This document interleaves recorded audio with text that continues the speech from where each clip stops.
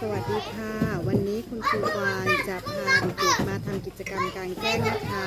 เราไปดูกันเลยนะคะว่ากิจกรรมกลางแจ้งศูนย์พัฒนาเด็กเล็กบ้านหวางเป็นอย่างไรพาเด็กๆทำอะไรบ้างเราไปรับชมกันเลยค่ะ